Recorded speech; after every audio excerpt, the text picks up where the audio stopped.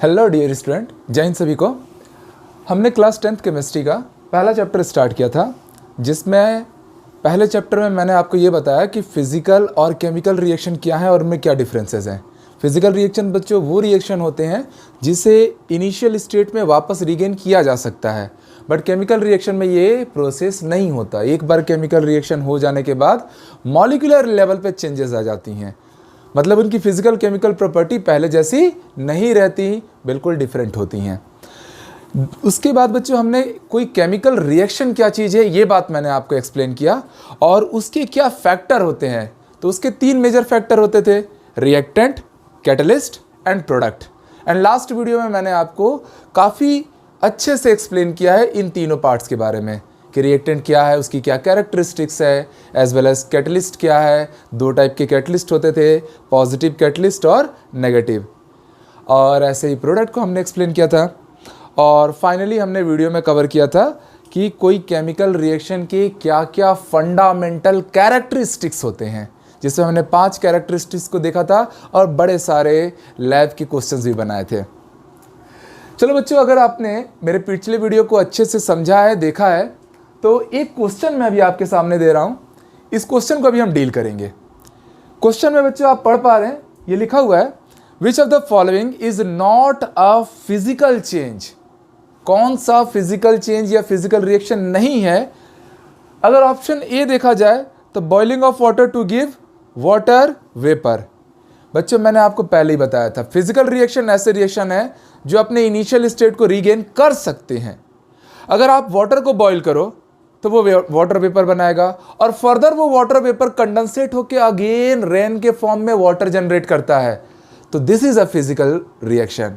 आपसे बताना है कि कौन नहीं है। ऑप्शन बी देखो बच्चों, melting of ice to give water. बच्चों आप सब जानते हो, आइस मेल्ट करके वाटर बनाता है, वाटर फ्रीज होकर आइस बनाता है, और ये तो रिवर्सिबली चलते ही रहता है। एक्चुअल में रिवर्सिबल नहीं रहता, बट ये चलते रहता है। तो this is also a physical change. Option C, dissolution of salt in water. बहुत सारे बच्चों को लगेगा जब हम लोग वाटर में सॉल्ट डिसॉल्व करते हैं सॉल्ट गायब हो जाता है, बट प्यारे बच्चों जब आप उसी सॉल्टेड वाटर को इवोपरेट करेंगे, वेपराइज करेंगे, तब उस बर्तन में ना वाइट कलर का जो बचेगा वो सॉल्ट ही रहेगा। तो ये भी एक फिजिकल चेंज का एग्जांपल है।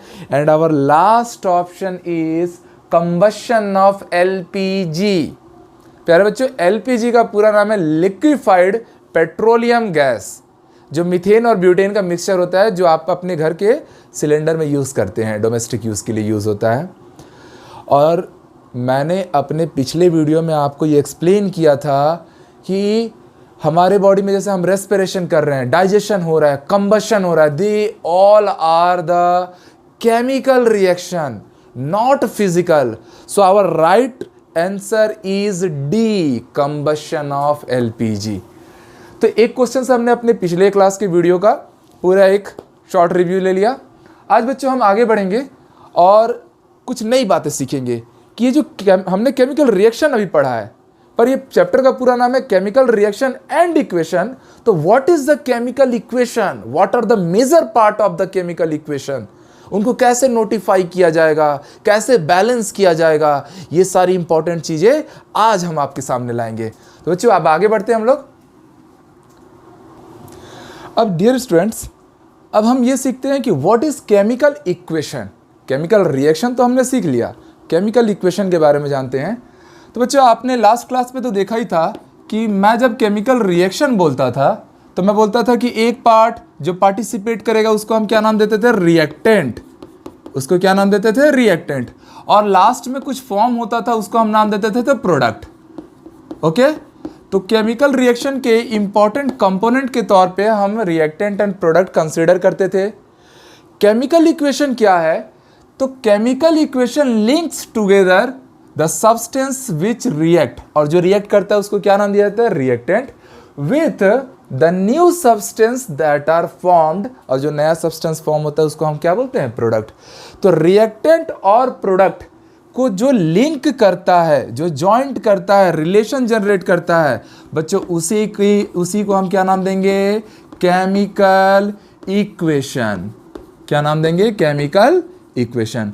और याद रखो बच्चों, केमिकल इक्वेशन में हमेशा लेफ्ट वाला पार्ट क्या रहेगा, रिएक्टेंट, और राइट वाला पार्ट क्या रहेगा, प्रोडक्ट। एक और रहता है कैटलिस्ट, जो केमिकल इक्वेशन या रिएक्शन को डिस्टर्ब नहीं करता और खुद भी डिस्टर्ब नहीं होता। अब बच्चों जो केमिकल इक्वेशन होते हैं उनको हम लोग दो तरीकों से या राइट करते हैं, can be written in two ways. First form होता है वर्ड इक्वेशंस और सेकंड होता है सिंबल इक्वेशन। अब मैं इसको एक्सप्लेन करूंगा। और बच्चों हमने आपको पूरा पहले से भी कहा है, एक एक चीज़ पूरा डिटेल में आपको कराया जाएगा। तो चलो अब बच्चों हम सीधे आ जाते हैं हमारे वर्ड इक्वेशन पे। तो आगे आएंगे बच्चों, हमने देखा कि हम केमिकल इक्वेशन को दो फॉर्म में रिप्रेजेंट कर सकते हैं। एक होता है वर्ड इक्वेशन। वर्ड इक्वेशन का जनरल मीनिंग इसके नाम में ही है, पूरे केमिकल इक्वेशन को वर्ड में अरेंज करना है। जैसे देखिए, जिंक प्लस सल्फ्यूरिक एसिड, कहने का मतलब है जिंक का रिएक्शन सल्फ्यूरिक एसिड के साथ आप करा रहे हैं। Zinc interact with sulphuric acid, this two substances are the reactant. और एरो के उस पार वाले क्या होते हैं, product, they form zinc sulphate and hydrogen. तो ये अपने आप में एक टोटल केमिकल रिएक्शन हो गया, जिसको हम किस फॉर्म में दे रहे हैं, वर्ड इक्वेशन के फॉर्म में, बिकॉज सारी चीजें वर्ड के फॉर्म में है। एक और एग्जांपल है, जैसे barium chloride react with potassium sulphate and form barium sulphate and potassium chloride. Similarly एक और वर्ड इक्वेशन है, aluminium react with copper chloride and forms a product of combination of aluminum chloride and copper। तो जब भी हम word के form में किसी केमिकल रिएक्शन को लिखते हैं तो उसी को हम क्या नाम देंगे, वर्ड इक्वेशन। सेकेंड बच्चों आ जाएगा सिंबल इक्वेशन। एक नोट पॉइंट आप बच्चों याद रखिएगा कि हमेशा जब भी आप केमिकल रिएक्शन बैलेंसिंग करेंगे, हमारा नेक्स्ट स्टेप वही होगा। तो केमिकल रिएक्शन बैलेंसिंग में कई बार आपको क्वेश्चन वर्ड इक्वेशन में रहेंगे, उसको आपको सिंबल इक्वेशन में कन्वर्ट करना होगा। तो मैं एक अच्छा काम करता हूं कि सिंबल इक्वेशन क्या होता है वो समझाते समझाते मैं इन्हीं क्वेश्चन को वर्ड इक्वेशन से सिंबल इक्वेशन में कन्वर्ट भी कर देता हूं, डबल काम हो जाएगा। तो बच्चों अगर मैं सिंबल इक्वेशन का पहला इक्वेशन लूं, आपको बोल रहा है zinc, this is zinc Zn plus react with sulphuric acid. Sulphuric acid का फॉर्मूला H2SO4 से क्या बन रहा है, zinc sulphate. Zinc sulphate is ZnSO4 plus of hydrogen gas released. तो ये जो केमिकल इक्वेशन जनरेट हुआ, this is called as symbol equation. Similarly अगर मैं इसका ले लो, बेरियम क्लोराइड। बच्चों देखो, हमने कभी ये फॉर्मूले याद नहीं किए कि बेरियम क्लोराइड BaCl2 होता है। ये चीज़ें तो आपने क्लास 9th में पढ़ी थी कि बेरियम क्लोराइड का फॉर्मूला BaCl2 होता है। तो क्यों होता है, वैलेंसी से आप क्रॉस मल्टीप्लाई कराते थे, उससे ये जनरेट होती थी चीज़ें। Barium chloride react with potassium sulphate. Potassium sulphate का general formula K2SO4। They form the mixture of barium sulphate, this is the barium sulphate. Actual में ये प्रेसिपिटेट फॉर्म में रहता है, व्हाइट प्रेसिपिटेट बनता है। प्रेसिपिटेट को डाउनवर्ड ऐसा रिप्रेजेंट करेंगे, वो मैं आगे और सिखाऊंगा। विथ पोटेशियम क्लोराइड, दो पोटेशियम है। अच्छा, मैं अभी रिएक्शन को अनबैलेंस ही रहने देता हूँ, मैं थोड़ी देर बाद बच्चों आपको रिएक्शन बैलेंस करना सिखाऊंगा ही। ओके, ये चलिए लिख ही देता हूँ। ओके, हो गया, बैलेंस हो गया। सी पार्ट देखिए, aluminium, that was my aluminium. Aluminium interact with copper chloride CuCl2, और जब इसे हम बैलेंस करेंगे तो इससे मुझे क्या मिल रहा है, aluminium chloride AlCl3 plus of copper Cu। Unbalanced form में है, बैलेंस बाद में करेंगे। कॉपर क्लोराइड का फॉर्मूला CuCl2 क्यों होता है, एल्यूमिनियम का AlCl3 क्यों होता है, अगर देखना चाहो तो बच्चों देख लो। एल्यूमिनियम का इलेक्ट्रॉनिक कॉन्फ़िगरेशन है 283 बिकॉज उसका एटॉमिक नंबर था 13, तो इसकी जो वैलेंसी आएगी दैट इज +3। तो एल्यूमिनियम का वैलेंसी आता है +3, क्लोराइड का होता है -1। हम ऐसा क्रॉस मल्टीप्लाई कराएंगे तो हमें क्या मिलेगा, AlCl3। तो कोई भी कंपाउंड का क्या जनरल फार्मूला बनता है, ये आपने लास्ट ईयर पढ़ा है। तो हम अब आगे मूव करते हैं, हम आज बैलेंसिंग सीखेंगे। प्यारे बच्चों, इससे पहले कि मैं आप लोग को रिएक्शन बैलेंसिंग पर जाऊं, उससे पहले मैं एक इम्पॉर्टेंट और छोटा सा कॉन्सेप्ट करा देता हूं, 2 मिनट का है। Writing symbols of physical state. जो केमिकल रिएक्शंस होते हैं उसमें अलग अलग फिजिकल स्टेट एग्जिस्ट करते हैं, आइदर सॉलिड और लिक्विड और गैस और एक्वस। तो आप उनको डिफाइन कैसे करेंगे, रिप्रेजेंट कैसे करेंगे, अब उस पर बात कर रहे हैं। तो अगर आपके सब्सटेंस का आइदर रिएक्टेंट और प्रोडक्ट फिजिकल स्टेट सॉलिड है तो बच्चों उसको आप S से रिप्रेजेंट करेंगे, और अगर वो फिजिकल स्टेट लिक्विड है तो लिक्विड के लिए L सिंबल, गैस है तो small g symbol, solid liquid gas तो सिंपल है। Aqueous solution prepared in water, any aqueous solution जो केवल वाटर के अंदर प्रिपेयर किया जाए, वाटर के थ्रू प्रिपेयर किया जाए, उसके लिए आप AQ लिखते हैं। तो जब भी आप एक्वस ऐसा वर्ड यूज़ करेंगे तो समझ लेना वो सॉल्यूशन वाटर के साथ बना हुआ है। इसमें मैंने दो इंपॉर्टेंट पॉइंट बताई कि कई बार क्या होता है, केमिकल रिएक्शन जब होता है तो उस दौरान कुछ गैसें इवॉल्व करती हैं, रिलीज़ करती हैं, बाहर जाती हैं। तो a gas evolved in a chemical reaction is shown by, because वो गैस ऊपर जा रही है बाहर, तो हम उसको अपवर्ड एरो से रिप्रेजेंट करेंगे। हम बोलेंगे कि वो एटमॉस्फेयर की ओर उड़ रहा है। If precipitate formed during a chemical reaction is shown by, मैंने बच्चों आपको लास्ट मेरे वीडियो में एक्सप्लेन किया था कि प्रेसिपिटेट क्या होते हैं। तो जब मान लीजिए एक सॉल्यूशन है, ये A है, उसमें मैंने बोला था B मिलाते हैं और ये अगर अनसैचुरेटेड का केस बनाता है तो यहाँ पर बॉटम में कुछ पाउडर टाइप की चीज़ें हमें मिलती हैं। तो बच्चों ये कहाँ मिल रही हैं? बॉटम में। दैट्स वाई इसे हम डाउनवर्ड एरो से रिप्रेजेंट करेंगे। गैस इवॉल्व हो रही है, अपवर्ड एरो। प्रेसिपिटेट फॉर्म हो रहा है, कहाँ मिलेगा प्रेसिपिटेट? बॉटम, तो दैट्स वाई डाउनवर्ड एरो।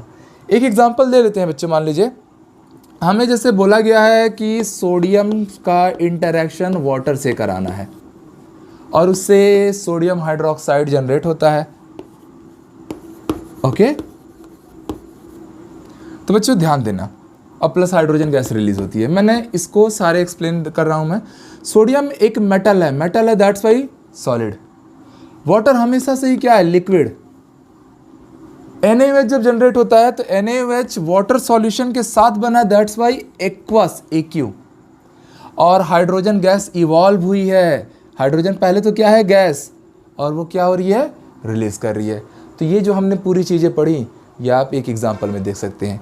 एक और एग्जाम्पल बच्चों अगर आप लेना चाहो तो एग्जाम्पल B भी ले लेते हैं कि कैल्शियम हाइड्रोक्साइड के एक्वस सॉल्यूशन को मैं कार्बन डाइऑक्साइड गैस के साथ इंटरैक्ट करूंगा तो उस समय हमें कैल्शियम कार्बोनेट का सॉलिड सॉल्यूशन मिलेगा। ओके, और साथ ही साथ अगर मैं इसे बैलेंस करूं, कैल्शियम कार्बोनेट जनरेट हुआ, साथ ही साथ H2O as a liquid generate होगा। बच्चों ये कैल्शियम कार्बोनेट सॉलिड होता है और वो बॉटम में आकर इकट्ठा होता है। दैट मीन्स कि वो प्रेसिपिटेट है। और प्रेसिपिटेट को कैसे एक्सप्लेन करते हैं? डाउन एरो से। इसको PPT लिख दे रहा हूँ। PPT means precipitate. तो हमने जो पढ़ा उससे रिलेटेड कैसे उसको यूज़ करना है ये बातें आपको समझ में आई। अब बच्चों आगे बढ़ते हैं। बच्चों अब हम अपने सबसे इम्पॉर्टेंट पार्ट पे आते हैं, balancing of chemical equation. Balancing of chemical equation. अब बच्चों एक चीज़ समझ लीजिए, ये जो इस चैप्टर का बैलेंसिंग ऑफ केमिकल इक्वेशन का पार्ट है ये सबसे इम्पॉर्टेंट पार्ट होता है और आपकी स्कूल एग्ज़ाम्स में आता ही है। ठीक है, बोर्ड के पेपर में भी इससे रिलेटेड क्वेश्चंस आएंगे। एक चीज़ मैं पहले इन्फॉर्म कर दूं आप लोग को कि बैलेंसिंग ऑफ केमिकल इक्वेशन को कैसे बैलेंस करेंगे, कैसे कैलकुलेट करेंगे, कैसे सॉल्व करेंगे, वो हम इस वीडियो में देखेंगे।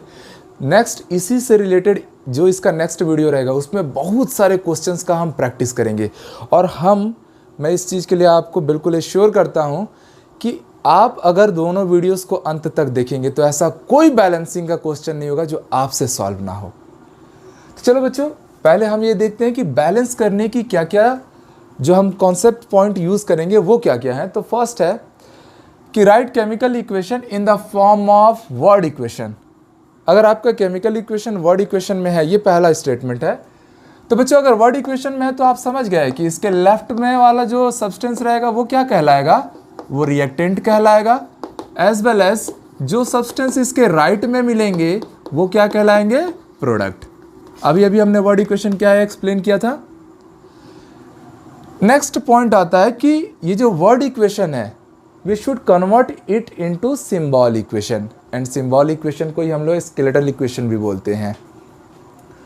तो कन्वर्ट करना है वर्ड इक्वेशन को सिंबल इक्वेशन में। हम जब क्वेश्चन बनाएंगे सारी बातें समझ में आएंगी। और third and the most important point कि make the atoms and total charge. Charge की बात बच्चों आप तब करेंगे जब आप आयनिक इक्वेशन कंसीडर कर रहे होंगे। Of different element on both sides equal, मतलब जब भी आप रिएक्टेंट और प्रोडक्ट के बीच में हम केमिकल इक्वेशन स्टेबलाइज करते हैं तो रिएक्टेंट में जितने एटम हैं प्रोडक्ट में भी उतने ही एटम होने चाहिए। अगर आयनिक इक्वेशन है तो रिएक्टेंट में जितना टोटल चार्ज है प्रोडक्ट में भी टोटल चार्ज की वैल्यू उतनी ही आनी चाहिए। This is the most essential point during balancing. Next है and the final point, do not change the formula of the substance while balancing the equation. जब भी आप केमिकल इक्वेशन को बैलेंस करेंगे बच्चों तो आप उन सब्सटेंस के फॉर्मूले से छेड़छाड़ नहीं करेंगे। जैसे मान लीजिए हमको पता है कि वाटर का जनरल फार्मूला H2O है तो हम उसे HO या H3O नहीं लिख सकते। तो ये फंडामेंटल पॉइंट्स थी। पहले आप हमारा वर्ड इक्वेशन में केमिकल इक्वेशन होगा जिसको हम कन्वर्ट करेंगे सिंबल इक्वेशन में, और सिंबल इक्वेशन में कन्वर्ट करने के बाद हम एटम को, चार्ज को बोथ साइड रिएक्टेंट और प्रोडक्ट साइड बैलेंस करेंगे, इक्वल करेंगे। और लास्ट में ये पॉइंट रहता है कि फॉर्मूले जो सब्सटेंस के होते हैं उनको आपको डाइवर्ट या चेंज नहीं करना है। चलिए आगे देखेंगे। अब बच्चों देखो हम बैलेंस करने आ रहे हैं। मैंने 2 क्वेश्चन आपके सामने लिखा है। आप क्वेश्चन देख सकते हैं कि ये क्वेश्चन किस फॉर्मेट में है, वर्ड फॉर्म में है, वर्ड सिंबल में है, वर्ड फॉर्म में सॉरी। सबसे पहला काम मैंने आपको बताया कि क्वेश्चन जब भी वर्ड फॉर्म में रहेगा आप उसको सिंबल फॉर्म में या स्केलेटल फॉर्म में कन्वर्ट कीजिए। तो बच्चों ये कह रहा है nitrogen react with hydrogen to form ammonia. हम सबको पता है नाइट्रोजन एक डाइएटॉमिक गैस है, नेचर में वो N2 के फॉर्म में एग्जिस्ट करता है। रिएक्ट किससे कर रहा है? हाइड्रोजन से। Hydrogen is also a diatomic gas, वो भी H2 के फॉर्म में एग्जिस्ट करेगा। और इनके इंटरेक्शन से जो गैस जनरेट हो रही है दैट इज अमोनिया। अमोनिया का जनरल फार्मूला NH3, बहुत से बच्चों को पता होगा। अब देखिए is this equation is balanced? Obviously not. Here number of nitrogen atom is 2 but here 1, unbalance. Hydrogen यहाँ 2 है, यहाँ पर 3 हाइड्रोजन है, फिर से अनबैलेंस। तो हमें इसको अब बैलेंस करना है। कैसे बैलेंस करेंगे? तो बहुत ईजी है। आप एक ऐसा बॉक्स बनाइए जिसमें एक साइड एलिमेंट है। एलिमेंट कौन था हमारा? Nitrogen, and another is hydrogen. Reactant, reactant क्या होता है? इस सिंबल के लेफ्ट वाले पार्ट। तो लेफ्ट पार्ट में आप देखेंगे रिएक्टेंट में कितने नाइट्रोजन है? This is 2। राइट में कितने हैं? 1, एक ही तो है। हाइड्रोजन देखिए again, this is again 2। Right side में कितने हैं? 3। अगर हमको इनको बैलेंस करना है बच्चों तो मैंने पहले ही बोला कि जितने रिएक्टेंट के पास एटम है प्रोडक्ट के पास भी उतने ही होने चाहिए। Number of atom should equal in both the side. That means कि अब आप समझ रहे हैं कि अगर आपको नाइट्रोजन बैलेंस करना है तो प्रोडक्ट में आप 2 का मल्टीप्लाई करा दिए। तो यहाँ पर आप देखेंगे ये कितना हो गया? 2। तो बच्चों नोटिस कीजिए, मैं इस इक्वेशन को वापस से यहाँ लिख रहा हूँ और मैंने क्या किया है, मैंने प्रोडक्ट में कितने का मल्टीप्लाई कराया है? 2 का। तो मैं यहाँ 2 लिखा। अब जैसे ही मैंने यहाँ 2 का मल्टीप्लाई किया, अब इन दोनों को थोड़ा नोटिस कीजिए। नाइट्रोजन तो बैलेंस हो गया, 2 नाइट्रोजन 2 नाइट्रोजन, नाइट्रोजन बैलेंस्ड। हमारा अब टारगेट है हाइड्रोजन।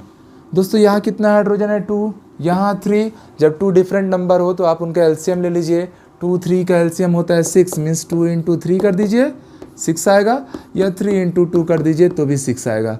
वैसे भी प्रोडक्ट में 2 का मल्टीप्लाई जैसे ही हुआ था, हाइड्रोजन के टोटल एटम कितने हो गए? 2 × 3, 6 एटम कहाँ है? प्रोडक्ट में। तो रिएक्टेंट में भी कितने एटम होने चाहिए? 6। कितने हैं बच्चों? 2। किसका मल्टीप्लाई करना पड़ा? 3। This is your balanced chemical equation. देख लीजिए, 2 नाइट्रोजन 2 नाइट्रोजन, 6 हाइड्रोजन, 2 × 3 6 हाइड्रोजन। तो ये परफेक्टली बैलेंस्ड हो गया। एक और बच्चे हमने आपको एक इक्वेशन दिया है, फिर से हमने वर्ड फॉर्म में दिया है कि magnesium react with hydrochloric acid and form magnesium chloride with hydrogen. पहले तो इसको स्केलेटल और सिंबल फॉर्म में कन्वर्ट करते हैं। तो मैग्नीशियम बच्चों Mg react with hydrochloric acid HCl and form magnesium chloride, just formula MgCl2 and hydrogen gas evolve. तो बच्चे यहाँ पर अभी ये अनबैलेंस है, बिकॉज आप देख रहे हैं यहाँ 1 क्लोरीन है, यहाँ 2 क्लोरीन है, 1 हाइड्रोजन है, यहाँ 2 हाइड्रोजन है, बिल्कुल परफेक्टली बैलेंस नहीं है।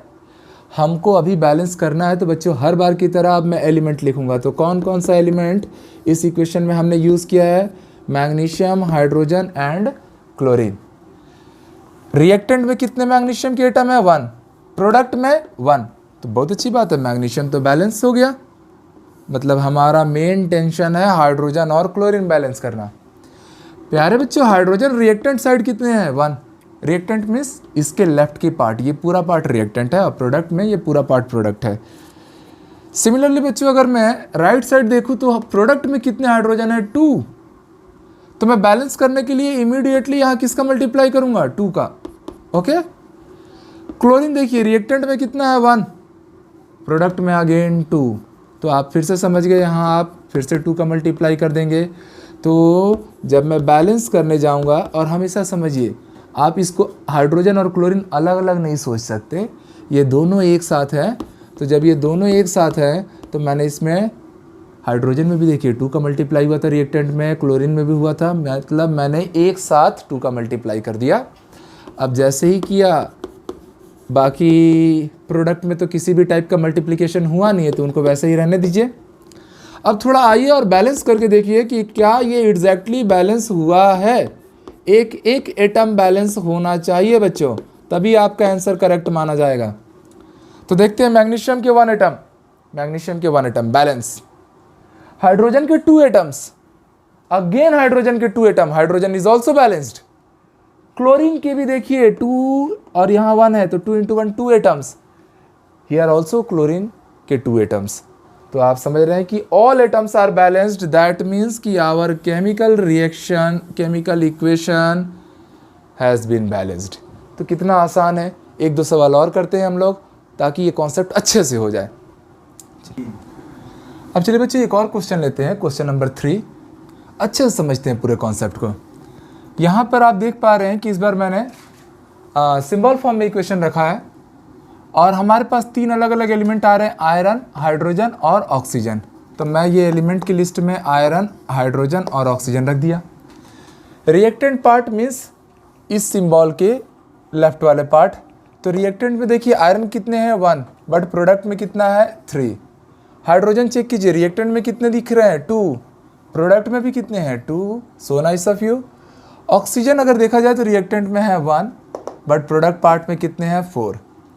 अब अगर बच्चे मैं बैलेंस करने जाऊं, ध्यान दीजिएगा, अगर मैं बैलेंस करने जा रहा हूं इस केमिकल इक्वेशन को, तो उस टाइम मुझे साफ साफ दिखेगा कि अगर मैं फर्स्ट पार्ट केवल आयरन पे बात करूं, प्रोडक्ट में 3 है, रिएक्टेंट में है 1, तो आप इसमें 3 का मल्टीप्लाई कीजिए ताकि ये भी 3 हो जाए।